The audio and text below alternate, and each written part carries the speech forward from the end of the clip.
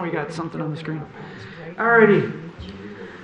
Call order. The board does not write the zoning ordinance, but does have the authority to grant relief from it where practical difficulty or unnecessary hardship would result. The board will vote on each agenda item following a public hearing. Use variance requests require a minimum of 6 affirmative votes in order to grant request variances. Non-use variance requests require a minimum of 5 affirmative votes in order to grant the variances. If you would like to request the board table or adjourn your case due to the absence of a full board, which tonight we are down 2 members, then you must inform the chairperson immediately after the public hearing. Petitioners shall do their best to limit presentations to 10 minutes. Each participant in a public hearing shall do their best to limit comments to 3 minutes. All righty. Approval of minutes for January 12th, 2023. Mr. King. I'll move to approve the minutes. Is there a second? Mr. Reddy. All right. Any discussion? Okay, hearing none. All those in favor signify by saying aye. Aye. Aye. Opposed? All right. Unanimously passes. There is no old or unfinished business, so we'll move on to new business. Case number 23-02-03 for 3304 Vincetta Boulevard, whenever you're ready. Thank you, Mr. Chair. This variance request pertains to 3304 Vincetta Boulevard of Royal Oak. Looking at the subject site, it is located in the one-family residential zoning district and currently contains a 1,125 square foot single-story house with a detached garage located in the rear of the property. The house also currently contains an existing rear deck within the rear yard, which the petitioner is proposing to remove. In its place, the petitioner is looking to construct a 168 square foot single-story enclosed porch addition. Now, the zoning ordinance does consider enclosed porches to be an integral part of the principal structure and therefore is required to meet the same zoning ordinance standards as the house. The existing dwelling does currently maintain a compliant south rear yard setback. However, the proposed addition will result in a non-conforming 25.7 foot south rear yard setback. So therefore, the petitioner is seeking a variance to waive 9.3 feet from the minimum required 35 foot south rear yard setback to permit construction of a rear yard addition to the existing single family dwelling. Thank you. All right. Is there any questions for staff? Ms. Bazukin. So the current deck is also about 25 feet back, setback? It's roughly in the same footprint. Okay, and if they wanted to, after they put on the porch, they could put another deck on there? As long as it's not covered? Yes, so decks and unenclosed porches, if they're located at grade, there is no setback. If they're located at 6 foot grade or higher, there is a minimum 3 foot side and rear yard setback. Okay, thank you. 6 inches, 6 feet.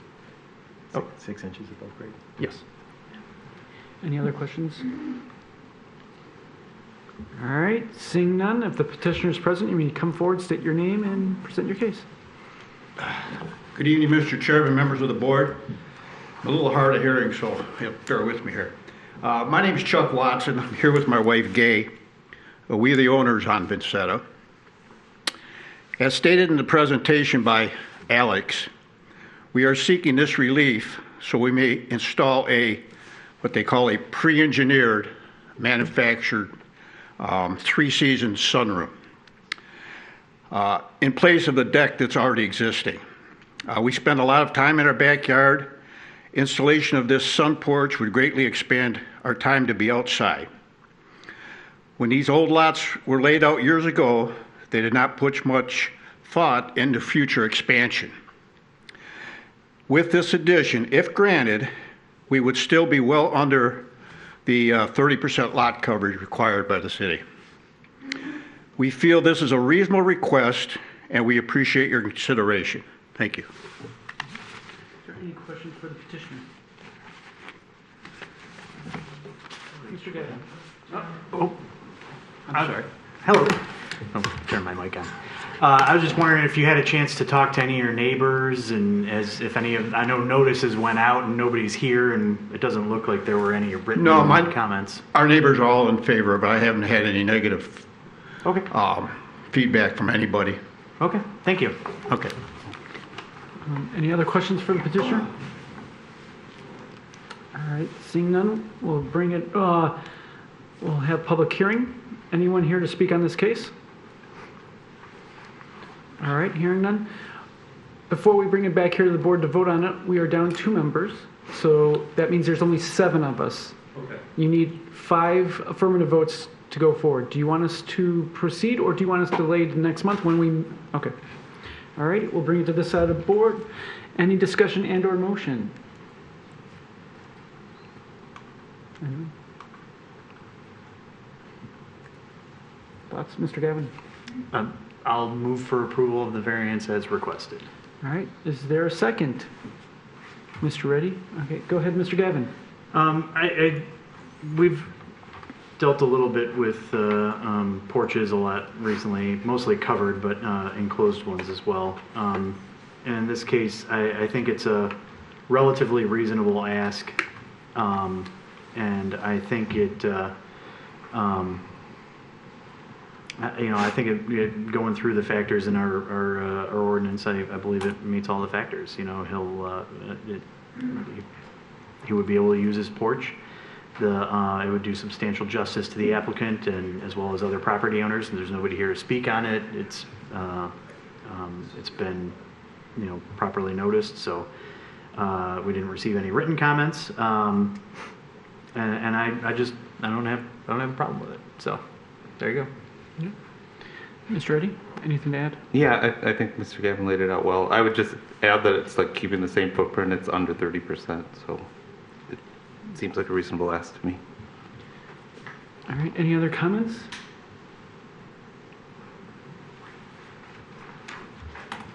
Anyone? All right, I will also be in favor of this. Though it is expanding its footprint slightly, it's encroaching upon something that's there for the variance. In my opinion, this is their practical difficulty is the hardship of how their house in that line, if you look at it, steps back. And therefore, because how their houses were built wasn't more forward, that it's decreasing the distance to the back. And if it actually was laid out, say even 2 houses over, they would have no problem with this and it would never be in front of us. So in my opinion, the only people that they have to concern themselves with is their neighbors from the other side of the fence. And if they didn't have a problem with it, then I guess no one else will either. So because of that, I don't have a problem with this.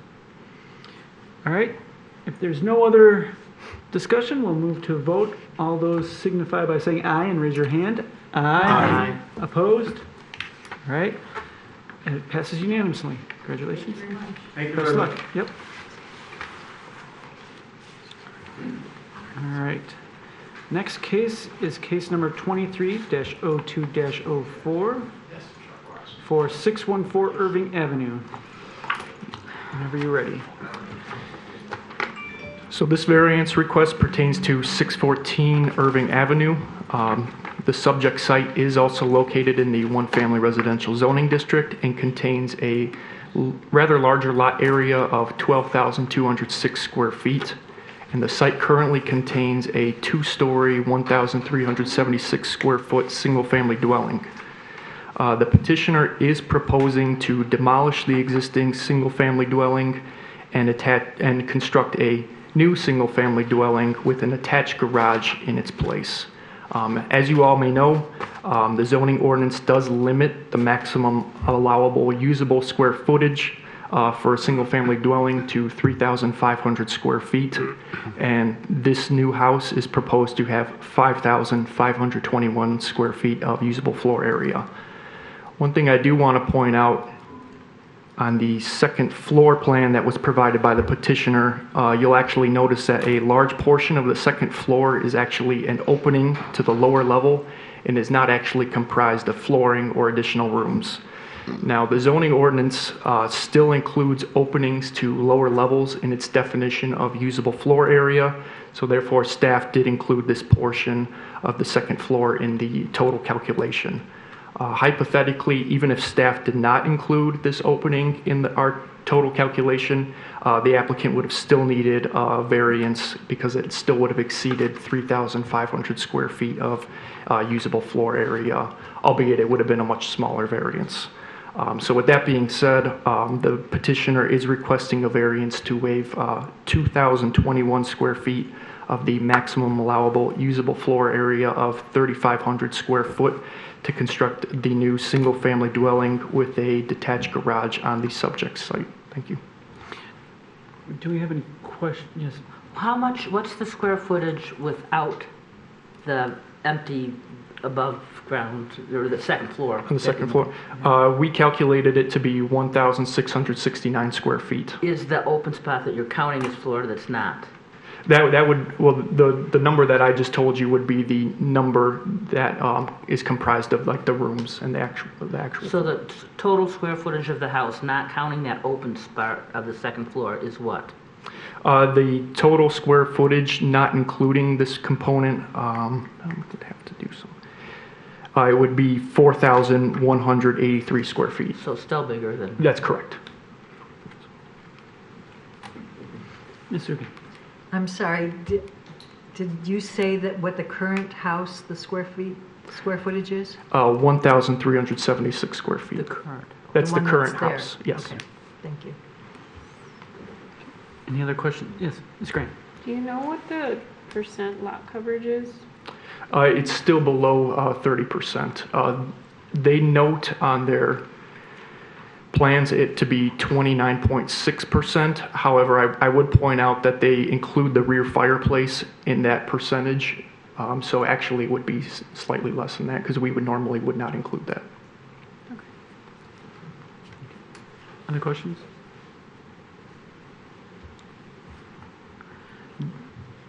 I guess I'll have to ask them, unless you know, what is the height of the ceiling in that space? For example, even though that's open, if it's only say a 7-foot opening there, you can't really, even if they filled it in, you wouldn't be able to really use the second floor. Did they give a section at all, or I don't see anything in the packet here. Yeah, I would defer when- that to the petitioner.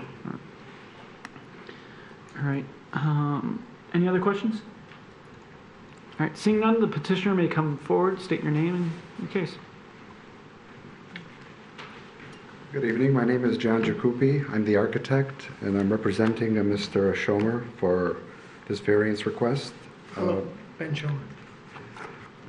The main reason we're asking is we feel that the lot is big enough to accommodate such a large home, and we're trying to design it in such a way that it's consistent with the neighborhood and some of the other new homes that are being built there. So that's the main thrust of the variance, is that the house is proportionate, or it's under 30% of the lot coverage of the lot.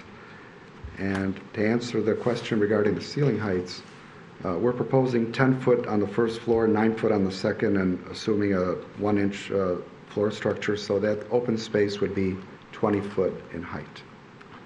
And But excuse me, and the total max square footage, I know was requested, we have it at 4,092. right, by my calculations, the usable floor space, without including that 2-story space, I came up with 4,092, and the planner came up with 4,183. Not a big difference, but slight difference. That's about it. Want to say anything? Yeah, I just wanted to express my gratitude for everybody's efforts in building what is an incredible city that I've lived in for over 20 years and continues to be a more incredible city. Our family history goes way back. My father was raised here in the 1940s, went to Royal Oak schools, went to GMI, so this city is very near and dear to my family. There's been a lot of firsts for my family. I have a wife of 7 years. I've lived here for 20 years. We bought our first home, which is actually directly across the street from the home that we're proposing. I have a 5-year-old and a 7-year-old.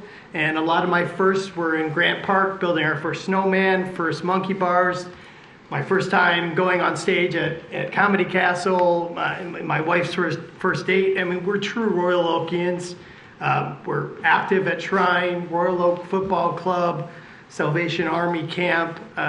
We really consider ourselves, to the best of our ability, stewards of the city. We're very close with all our neighbors. We want nothing more than to stay. We want to build our dream home, and that's part of our ambitions here. We have talked to our neighbors, and everyone, as you can probably see by some of the photos, would rather that home that's currently existing go away and something new be put up. So just a tremendous amount of gratitude, and I think both of our positions is that we're amendable. We'd love to do what's best for the city collectively. So we're open to thoughts to be able to achieve a mutual success in this project. All right, is there any questions for the petitioner? Mr. Reddy. I have a few, actually. Sure. It looks like there are several trees to the south of the existing house. Will they have to come down? Unfortunately, most likely, it appears so. There will be a lot that are that will be retained on the west side of the property, which is nice. There's quite a bit of foliage. Unfortunately, I think there's one rather large tree on the south side that will have to be taken down. But we are very pro preserving everything that we can, and more contributions towards landscaping that make the home feel and fit appropriately and make the neighborhood feel that same. So it's top of mind, I think, for us to do our best to preserve what trees are existing. Okay. I have another question, and Yeah. I'm sorry. Sometimes when I ask questions, it seems pointed, and I don't know a better way to phrase this. No but problem. right now, you're living across the street, right? That's right. So we have to say, like, what is the practical difficulty that's leading to this variance request, number one. And then number two, we have to conclude that the present owner doesn't have a stake in creating this hardship. So my question is, you're living in a house, there is an existing house across the street, and you chose to buy the property.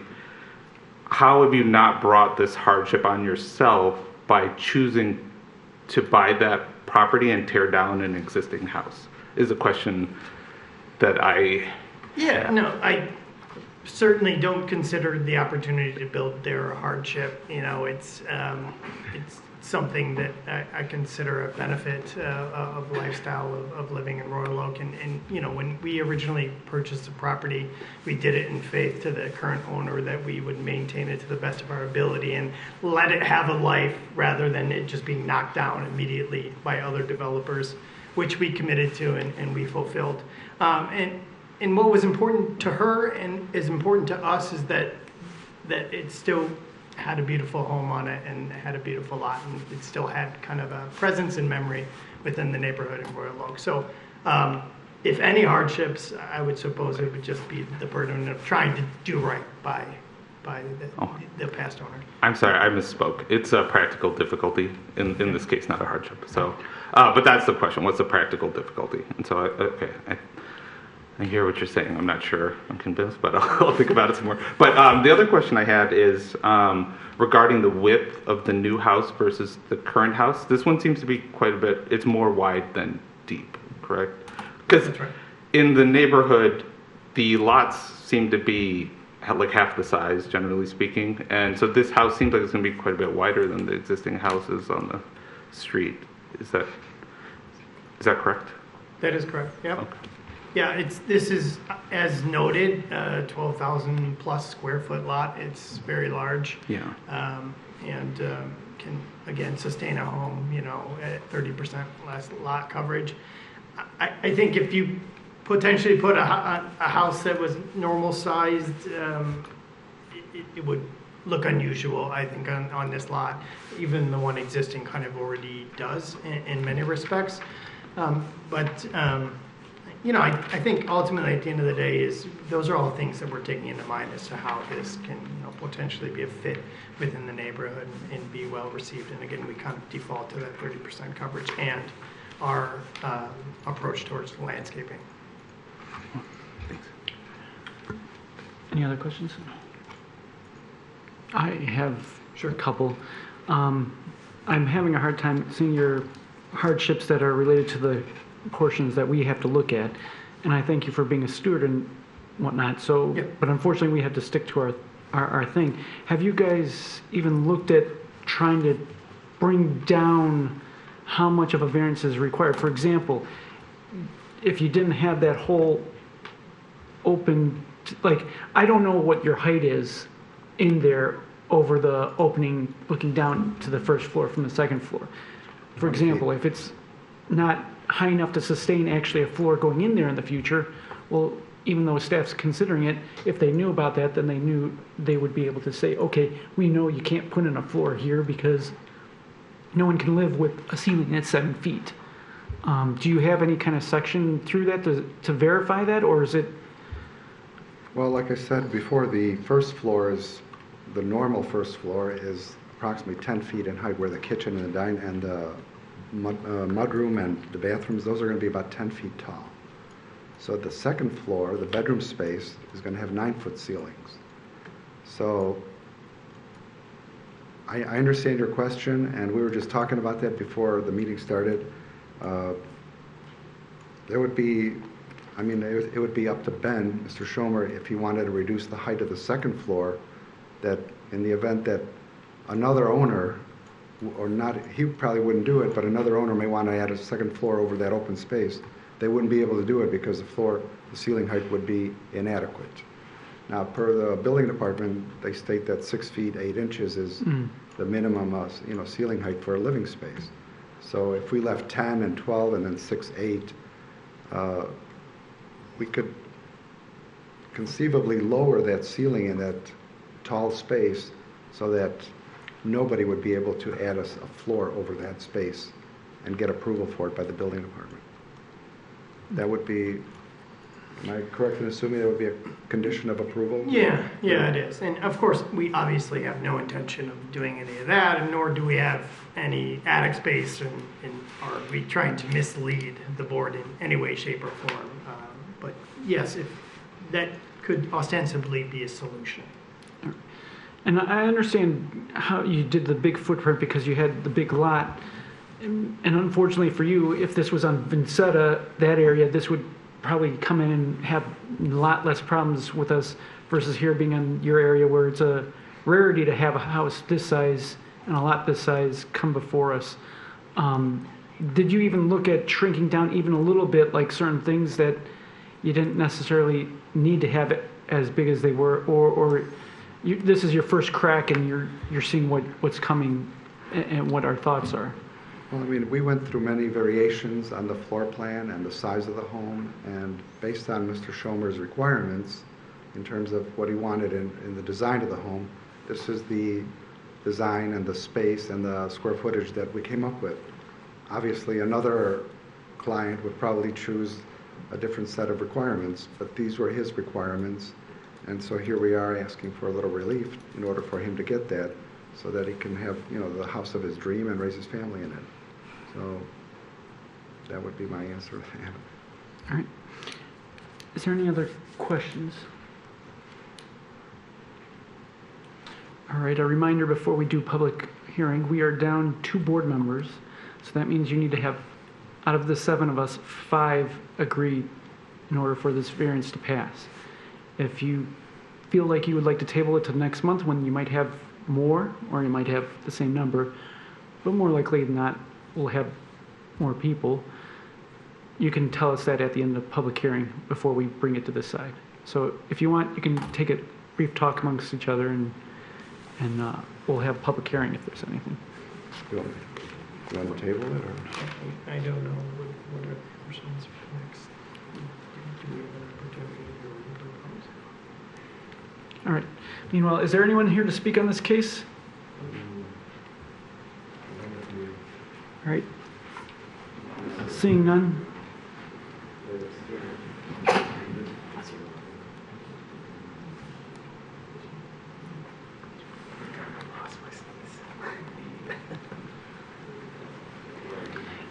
Also, if it helps you any, if you want to take some of the comments you've heard from us already to table it for next month and come back with a revised plan or even some revised drawings to show more of the thoughts in certain areas, you can ask us to do that, and we'll grant it for adjournment for next month for you to come back. Meaning more in compliance with the Yeah, smaller. yeah.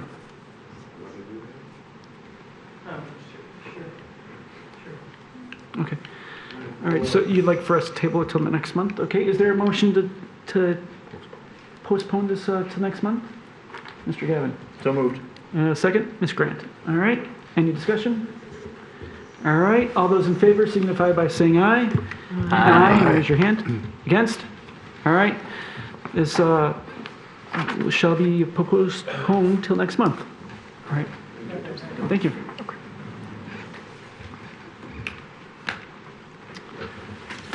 Mr. Chairman, if I may. Yep, hold on a sec. Okay. Okay, yeah, go ahead. Unfortunately, my firm actually refers work to Mark's firm all the time, so I really believe I need to recuse myself from this case. All So right. I'm sorry. That's all right. Step up. All right, that's all right. I thank you, Mr. Gavin. All right, so now we're down to 6 people on board. 6 people. Just keep that in mind. Case number 23-02-05 for 1629 North Washington Avenue. Mr. Murphy, whenever you're ready. Excuse me. Yeah, got a hiccup.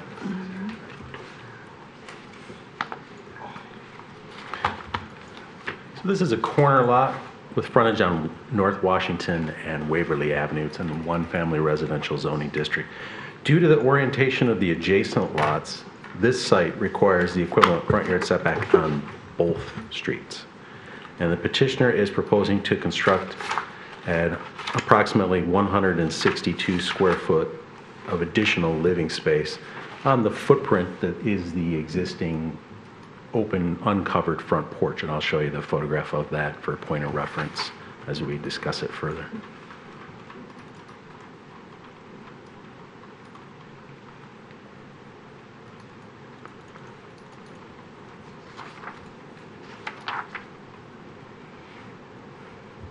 So there is an existing uncovered open front porch, and the petitioner is proposing to construct a glass enclosure which results in additional living space for the dwelling itself. And they have provided us with some photographs at the end of your packet that illustrate examples of particular models that they're interested in. All glass enclosure with metal roof and skylights. And the glass enclosed addition would be in line with the south wall of the house. And I'm going to bring back that aerial photograph for a point of reference.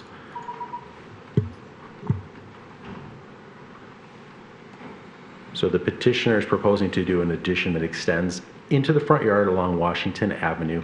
That glass enclosed addition keeps the plane, is in line, and it keeps the same plane of the south wall of the house. That setback right now is non-conforming at 4.4 feet. It's required to be at least 5. So the additional living space needs to gain compliance, or they need to seek a waiver if they're keeping the existing non-conforming setback. So they are here seeking a variance in order to do that and to expand the non-conforming structure in a non-conforming manner. Okay. The addition also needs to meet the front yard setback equivalent to the house directly south, the house that you see in the aerial photograph at 1619 North Washington Avenue. And the petitioner's existing home meets the minimum required setback. This expansion of additional living space reduces their front yard setback on North Washington, and it results in a non-compliant setback of 27.8 feet. So they're seeking a variance for that. Similarly, on Waverly, there is a house adjacent at 319 Waverly, and anything that's built on the subject property cannot be within the front yard setback of the house at 319 Waverly. Obviously, the overwhelming majority of what is built on the site, be it the detached garage or the existing home, is within that front setback. The proposed addition does extend into that front setback, albeit someone standing at that vantage point wouldn't necessarily see the addition. It is within the required front yard setback along Waverly. So they're seeking a variance in order to exceed the minimum required setback along Waverly. And then lastly, the addition results in a total lot coverage. So all the structures on the site that exceeds 30% it results in 32.3%, which is 2.3% beyond the maximum allowable 30%. I don't know if any board members were here in 2015 when the petitioner was here to seek a variance for the rear addition that they did to the house. Yes, I thought you were. So they are familiar with the process and the fact that their corner lot, in order to, again, to do essentially any addition to this structure, does require a variance in one way, shape, or form due to the setbacks along both street frontages. The petitioner has provided a written statement for the board, and they've also provided a signed petition from many of their adjacent neighbors for your review. Okay. Is there any questions for staff? Ms. Hugan. I just want to confirm you're saying that the addition will just use the existing footprint of the front porch that's facing Washington at this point? It's the same footprint. The petitioner can describe to you whether the existing porch would meet the building code requirements to, I'll say, put that proposed glass enclosure on top of it and tie it to the house, essentially, build it as an integral portion to the house. I don't know whether they've inspected the footings on the existing front porch to be the minimum required of 42 inches per the building code. If it doesn't, then they would have to remove the porch entirely to build an appropriate footing to construct the glass enclosed living space. But size-wise, it would Yes, still be the same precisely, footprint? yes. Any other questions for staff? So the existing porch doesn't count as lot coverage? It does not, because it's uncovered, and we'll look at that photograph again for a point of reference. That is correct. If it had a roof line, it would be covered, but it does not. It's as you can sort of see, it's just a concrete slab that runs the majority of the width of the front facade. Any other questions? No. Okay, seeing none, the petitioner may come forward, state your name, and present your case.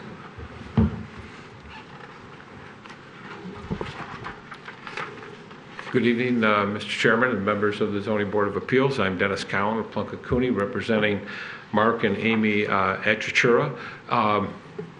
Mark is with me. They've owned the home for 38 years, and they are here investing in their home as many of their neighbors have in the past, and they're hopeful that they will be granted approval for what we consider to be a very minor request. When we were seeing you go through the first one, it's kind of the almost identical dimensions and kind of same kind of thing, but in reverse. The one thing I want to put in context, it's 162 feet. It's on a existing, the framework of the glass enclosure is going to go over the existing porch. The existing porch has footings, so it won't need to be ripped up. There may be some skirting put along the lower part of it, but it is going to be on the exact same footprint. So the footprint, even though this doesn't count currently because it's uncovered towards the lot coverage, it in fact will be the identical footprint. So, and just to put this in a little bit of context, and you get into these things when you have corner lot houses, because we have to have a 30-foot on Waverly technically, and then 5-foot on the south, it's a 49-foot lot. So if that was strictly enforced, you'd have a 14-foot wide house, which is an absurd result. So we've seen that this has been a nicely constructed home. It's a very nice neighborhood if you've been through it. Many of the homes are older, they've been maintained, and many of them have had improvements and additions. So when I look at this in context, we were somewhat surprised it morphed into 5 variances because we were just asking to go over the existing porch. I think there's really two that are involved here, and that is the front yard setback on North Washington, and then what we consider, and I think hopefully you would too, a minimal increase in the maximum lot coverage from 30 to just over 32%. So we don't believe that the granting of these variances will create any significant change other than the glass enclosure. As I stated, the porch already exists, footprint isn't going to change, and I think most importantly from I think everyone's viewpoint, including the neighbors, is how would this fit in terms of it lines up with all the other houses, especially on that eastern side or western side of North Washington. And in fact, when you saw the aerials, that porch lines up almost perfectly with all the other porches. And some of them are really massive porches on some of the older homes. They're not enclosed, but if you put glass in them, some windows, they could easily be enclosed. So it will fit in very nicely. So we also have neighborhood support. Mark went out to his neighbors. Instead of calling a neighborhood meeting, he walked through the neighborhood and got 12 signatures, and there probably would have been more, but he knows some of his neighbors are in warmer climates this time of year, so he wasn't able to get their support. So although I know 5 variances always gives a little bit of heartburn, on balance, when you consider the location of the property on a corner and the fact that we are going over the existing footprint and not changing or expanding that footprint of the home, it's, I think, a very positive investment in the home and in the community. We would respectfully ask for your approval of these requests. All right. Is there any questions for the petitioner? Yes. Just looking at this, you're calling that new room a dining room. How wide is it? I'm sorry if I didn't find it. You know what, I've got the survey is attached here. So just bear with me for 1 second and I will track it down. It's 6.9 feet.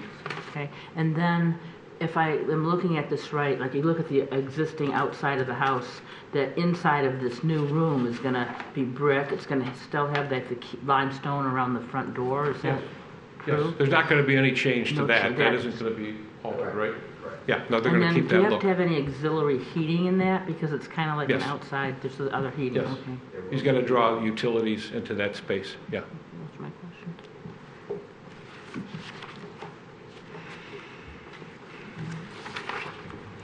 Yeah. I'm just curious from a design standpoint, is this still going to be a front entrance into the dining room? Well, there'll still be a door to, right? There'll be a door Go, there? Mark, why don't you describe what you have planned? Yeah. I'm There having a will hard be a time door on the addition, so out of the dining room. But with the addition from 2016, we have a back door, and we've sort of changed the orientation of the house to be on Waverly, because Washington's a pretty busy street. But yeah, there still will be a front entrance to go out and get the mail.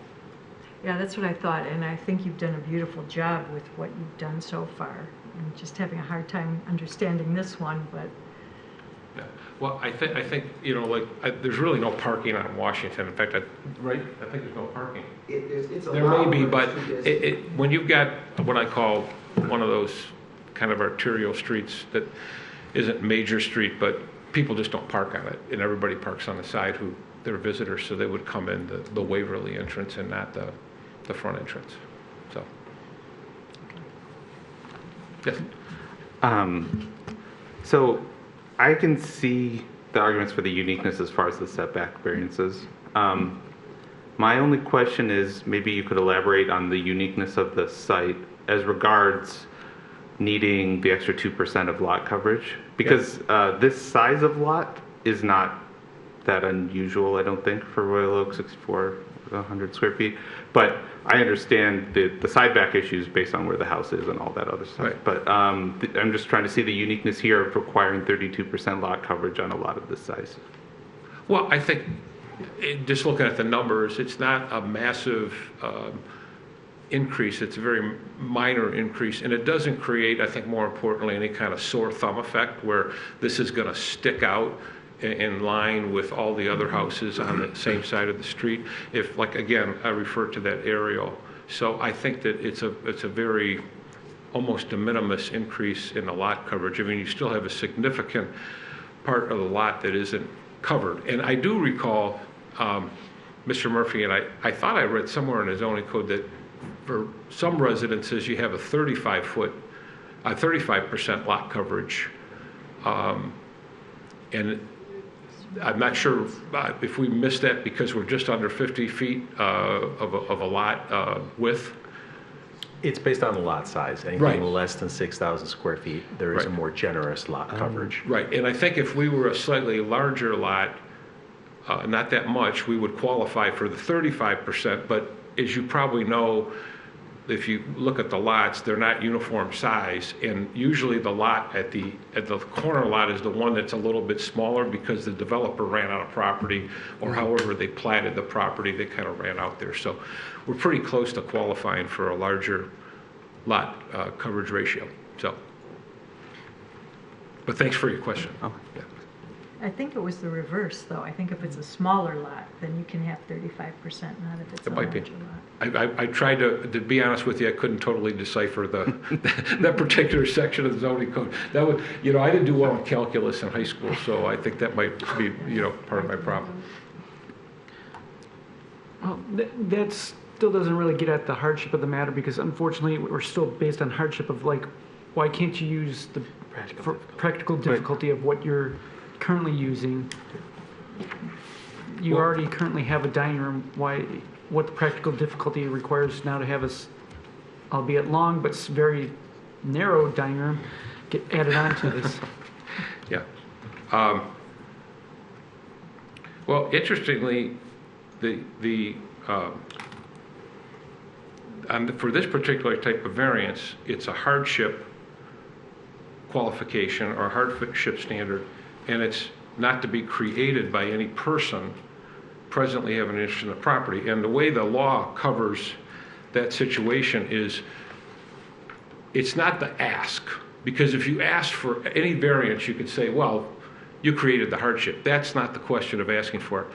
That particular clause is about if you go build something. Let's say you went and built, like your first petitioner went and built the backyard addition, and then they came and asked. That's what that criteria specifies for. There's not a practical difficulty requirement for this type of variance. That's the 4 criteria that we had before us. So I think, but on balance, we're asking for a use that is consistent with residential usage.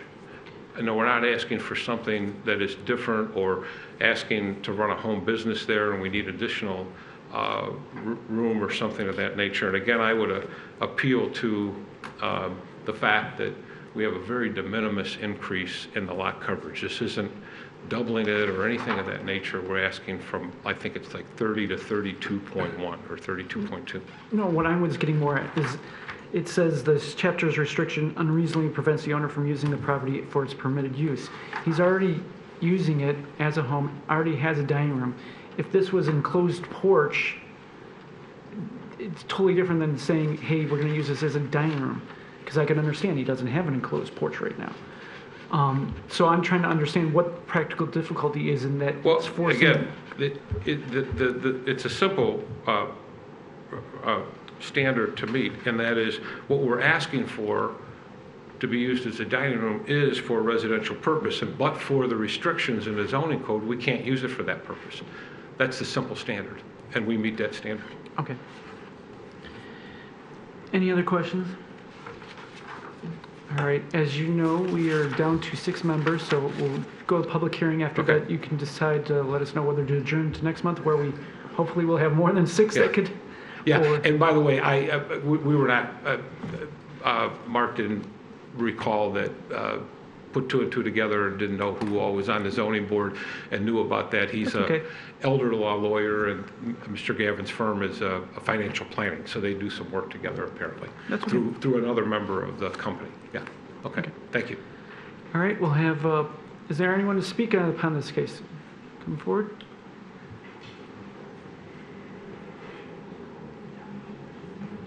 Hi, my name is Chris Carden, live at 1619 North Washington, the house directly south of the Achaturas.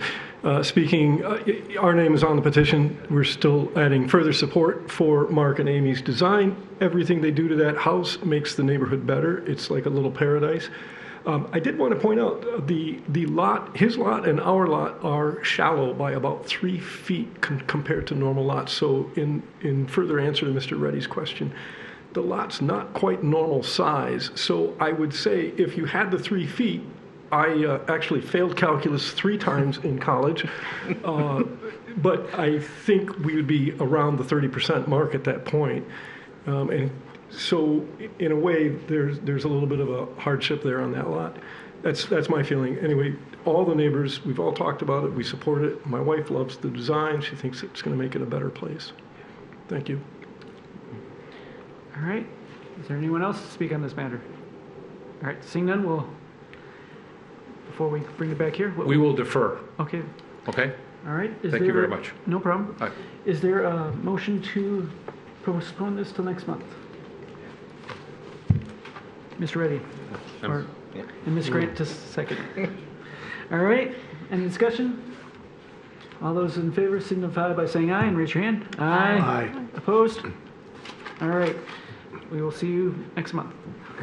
Thank you. All right. Someone can go get Mr. Gavin. I don't want to keep cutting you off. It's okay. All righty. Next is other business, election of officers. They tabled? I believe. This is the time of the year where we have election of officers. It's appropriate for the board to nominate chair. And then once the chair is elected, the chair can call for nominations for a vice chair. Okay. So then are there any nominations for chair? Mr. Gavin? I nominate you. Okay, is there a second? All right, there's a second. You accept? I accept. Is there any other nominations? Any other nominations? And any other nominations? Okay. All those in favor signify by saying aye. Aye. Opposed? All right, I guess I am chair again. Thank you. Nominations for vice chair. Ms. Zukin. I'll nominate Mr. Gavin. Okay, is there a second? Mr. Reddy. Oh. Any other nominations? I'll accept it. Oh, yeah. Any other nominations?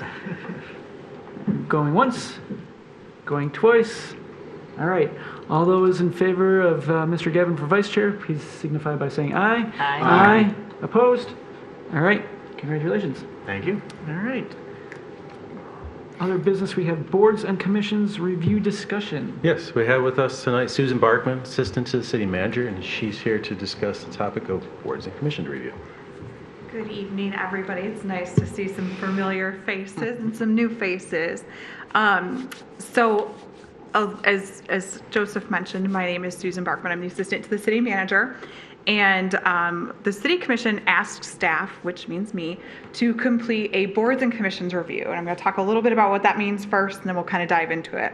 So the boards and commissions review is intended to look at all of the policies and procedures of how you got to where you are, everything that we do to support our boards and commissions. And it's also intended to look at each board individually to see what's working, what's not working, how are things going. And so as I kind of looked at your materials ahead of time, I will tell you I don't see any red flags that tell me that staff isn't doing something. And so I'm going to ask for your feedback as to how things are going, both as a group and kind of what's going on with your board, but also thinking about some of the different policies and procedures. Some of you may have just gone through an appointments process or a reappointment, how we show appreciation to board members. All of those things are kind of on the table. So I am here to listen to you guys. If you have any feedback, you can tell me now. If you don't want to tell me now, you can email me. I like to say you can call me at midnight if you wake up in the middle of the night and think about it. I won't answer my phone at midnight, but you're welcome to leave me a voicemail. I'll call you back. Or if you think about something later and you want to call during the day, you can do that too. So lots of options. So if you've discuss times. Is there any feedback anybody wants to share? Yes. The two comments I definitely would say is I very much enjoyed the one time that we happened to meet with the Planning Commission and have a joint session. I think that's worthwhile to have it preferably every year, but at least every other year, just to get everyone sort of on the same page and hear each other's thoughts and stuff like that. I think that could be very helpful.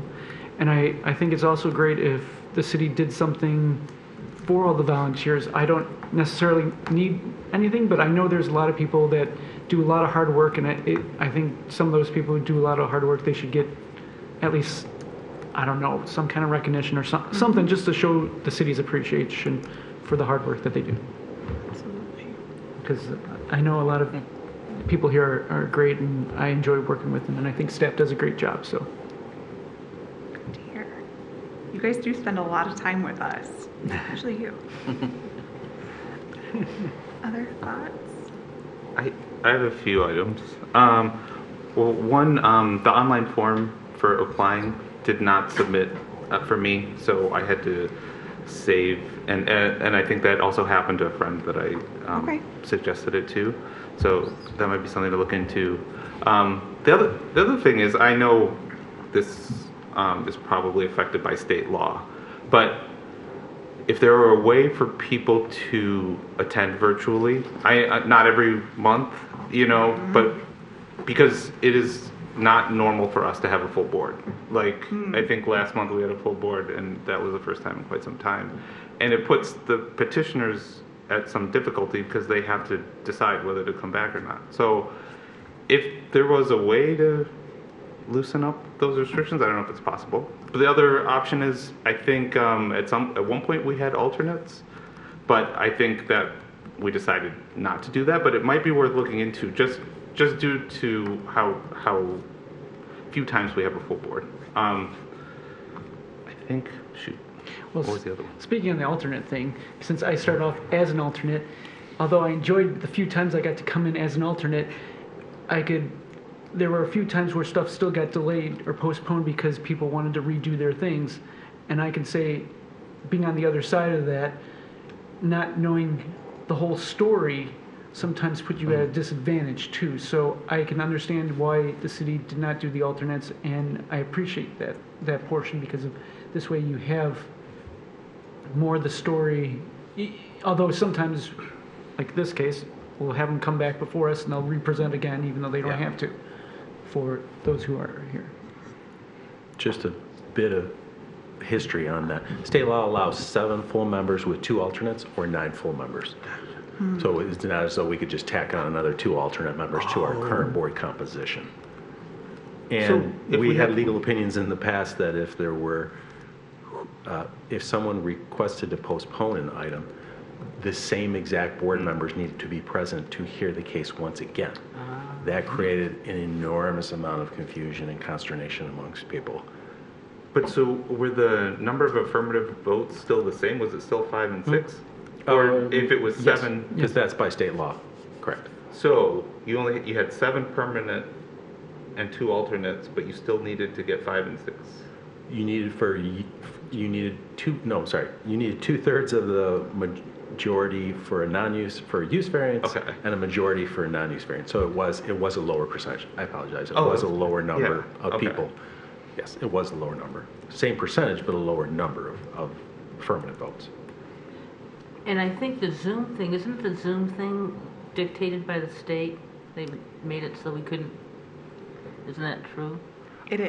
Yes, there was, I haven't kept up with it in months, but there was something from the Attorney General's office to encourage with some limitations, and I think it would be wise for maybe the city attorney's office, who Mr. Kaluzny is not here tonight, to get no, there. He's not here. I was waiting to assume. I don't know whether I was going to put something in your lap. I'll still do it. Whether you know off the top of your head, or you can research for all the boards for that matter.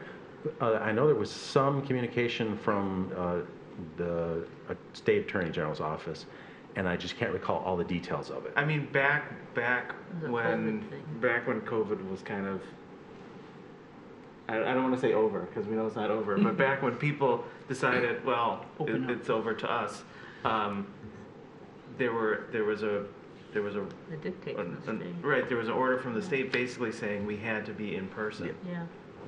So we're kind of Yes. beholden to that.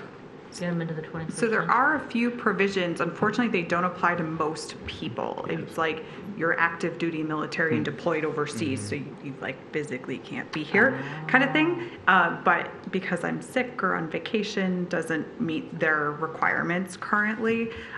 We did see some proposed legislation around that, and unfortunately, it didn't make it through the process or go anywhere by the end of the last legislative session. So we'll be curious to see what happens this time.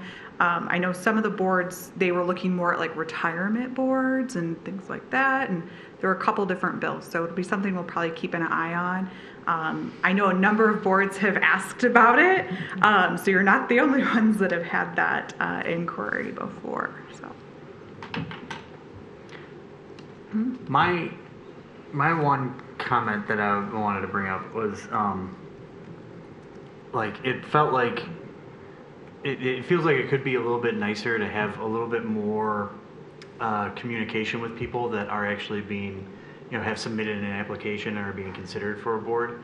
Because I just remember I submitted my application and just kind of went into this black hole, and then all of a sudden I got an email that said, "You're on the zoning board," and I was like, "Wait, what?" I haven't heard from them in months, and I just had no idea it was going on.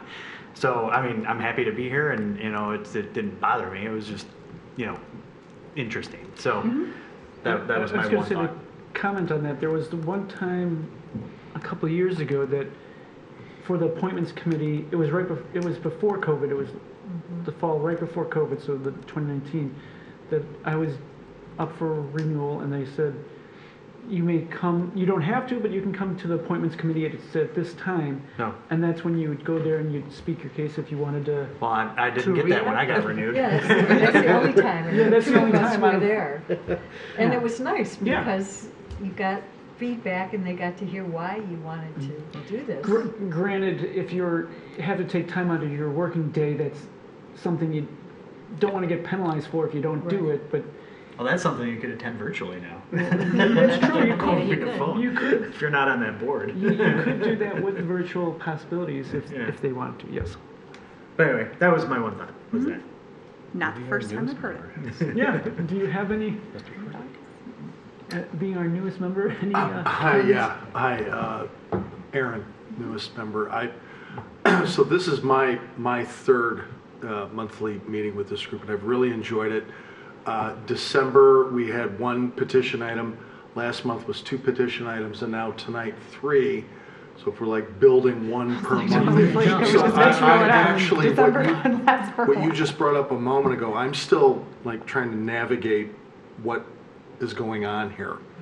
But I've really enjoyed this. But I was going to say, I like noticed tonight that the 2 of them were adjourned for like a reconsideration to come back. I'm actually curious if this is something that's consistent with our petitioners, that because of attendance at any given meeting, if that's something that comes up often.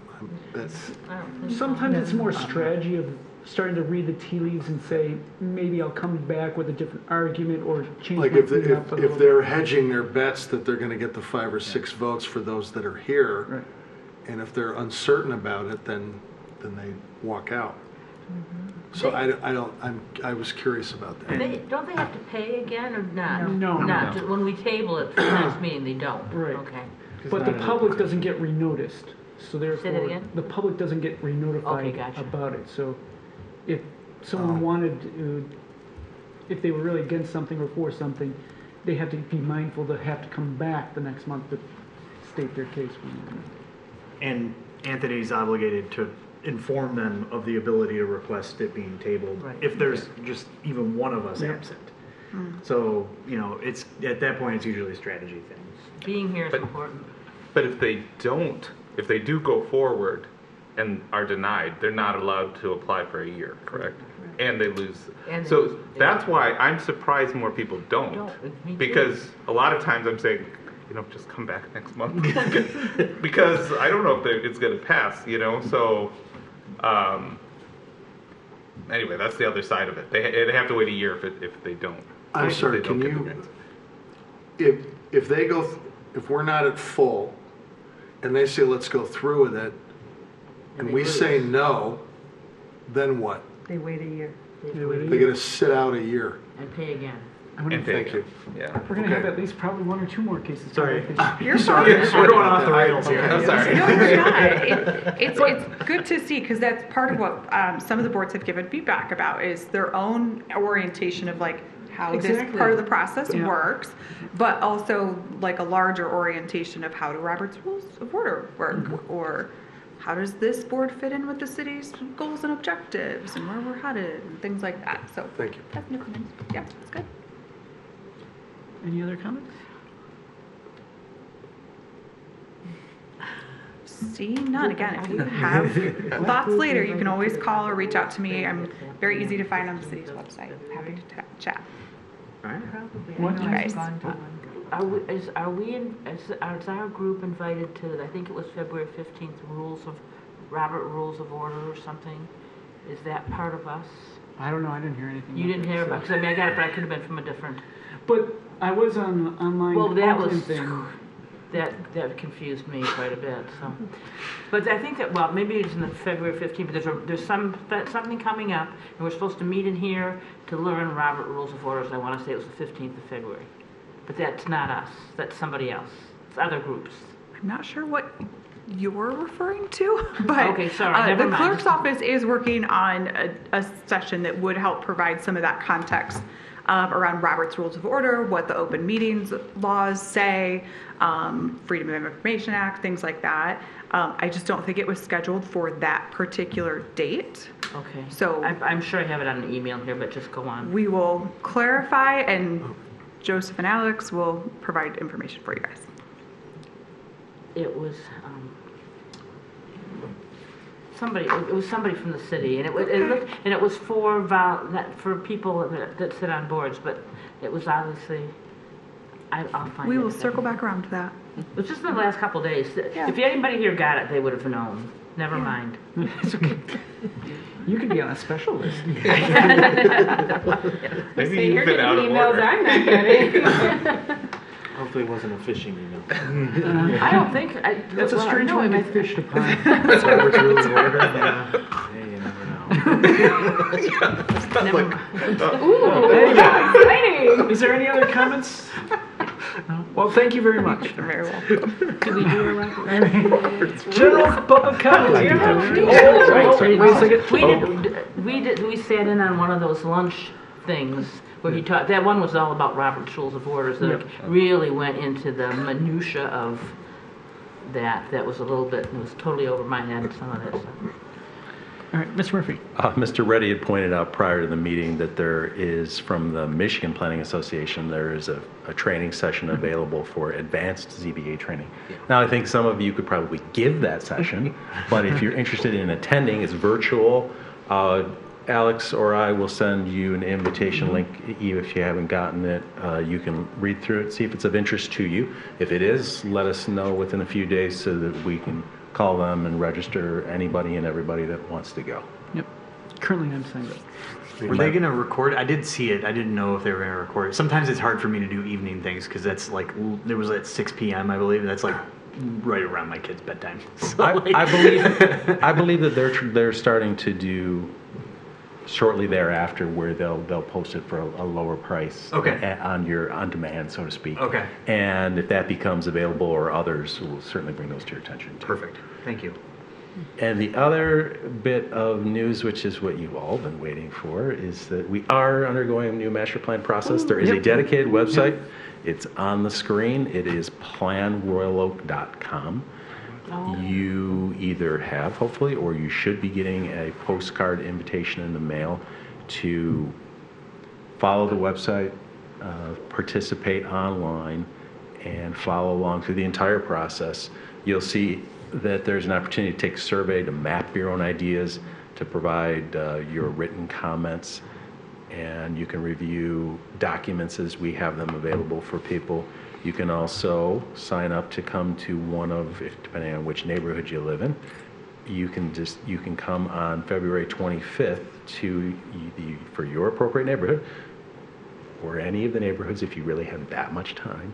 Come and provide the consultant and us with your thoughts as to what's happening in your neighborhood and what you want to see for the future. So things are moving forward. This is an exciting time. Is McKenna doing that? They are subconsultant of DPZ co-design.